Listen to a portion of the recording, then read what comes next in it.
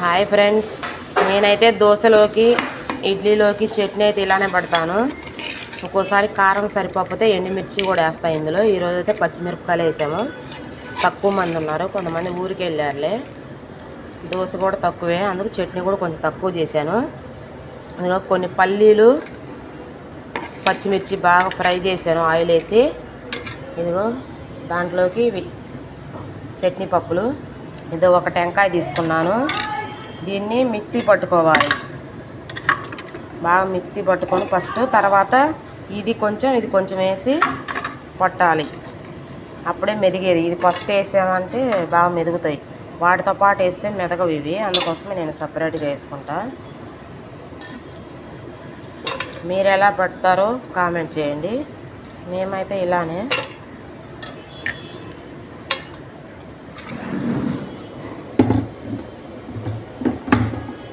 ఇప్పుడు పట్టుకుందాం. వాటర్ కూడా దగ్గరే పెట్టుకున్నాం.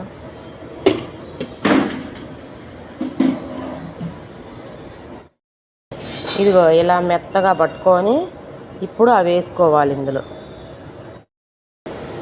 ఇవిగో రెండు కలిపాను, ఇంకా వాటర్ పోసుకున్నాం.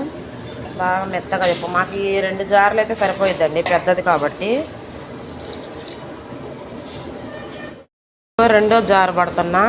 ఇక దీంట్లో కొంచెం చింతపండు, కొంచెం అల్లం వేసి పట్టుకోవాలి. ఇంకా అన్నీ వేసేసాను. ఇంకొక జారు పట్టే, ఇది రెండో జారు పడుతున్నా. చట్నీ రెడీ అయిపోయింది. వాటర్ ఉప్పు వేసాను, అప్పుడు వీడియో తీయలేదు. ఇప్పుడు ఈ కన్సిస్టెన్సీలో ఉంటే సరిపోతుంది. ఇప్పుడు దీనికి పోపు దినుసులు, ఇంకో ఆయిల్ పెట్టుకున్నాను. పోపు దినుసులు వేసుకుంటున్నాను. పోపు దినుసులు అంటే అందరూ తెలిసినవేలే, కొత్త ఏముంటాయి. వెల్లుల్లి రెబ్బలు వేసుకుంటున్నాను అంతే.